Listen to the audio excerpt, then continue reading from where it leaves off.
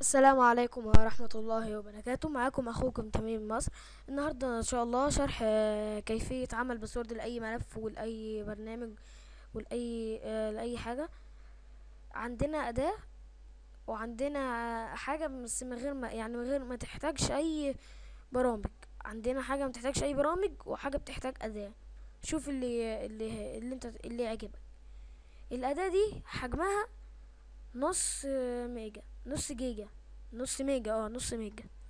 حجمها نص ميجا، ودي حجمها ولا حاجة. عشان دي هنعمل حاجة من الكمبيوتر نفسه. الطريقة الأولى هنجيب أي ملف احنا عايزين نعمل عليه ملف. مش لازم يعني يكون ملف جديد، أي ملف انت عايز تعمل عليه كلمة سر باسورد. هنجيب دي، وبعدين هنجيب تاني واحدة، وبعدين هندوس على آخر واحدة دي سيت باسورد. بعدين هنكتب الباسورد، مثلا خليها 1 2 3 4 5 6. 1 2 3 4 5 6. وبعدين هندوس على دي، وبعدين اوكي. سوري، اهو اهي الباسورد اهي. كده. اسف، نسيت اعيدها تاني. هتعيدها هنا. 1 2 3 4 5 6 اهو.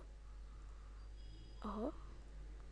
بعدين هندوس دي، بعدين هندوس اوكي. اهو جالنا الملف المضغوط بس بكلمة سر. هنمسح ده، مسحته خالص.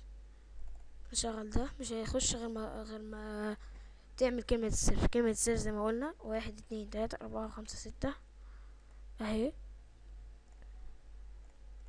وبعدين هندوس اوكي، فتح لنا الملف اللي احنا عملناه. بس دي اول طريقة واسهل طريقة. الطريقة التانية، هجيب ملف تاني اهو،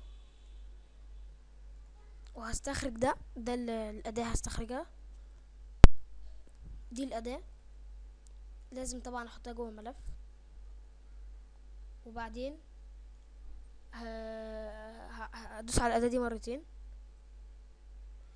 جابت لي فولدر. الفولدر ده اهو، احط فيه اي برنامج، مثلا البرنامج ده.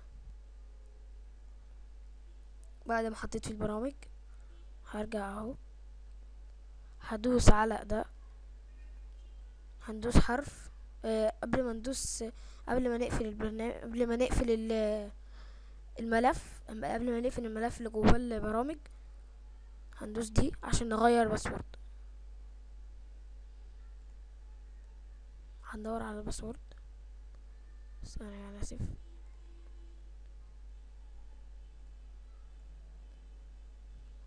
فين الباسورد؟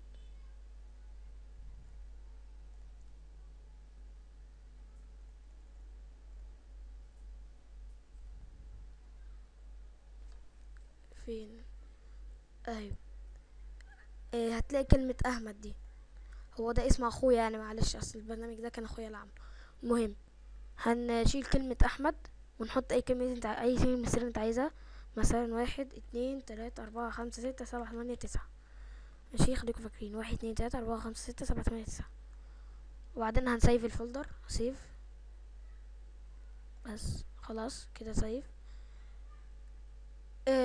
بعدين هندوس دي مرتين، هندوس حرف الواي، بعدين انتر. كده الملف اختفى.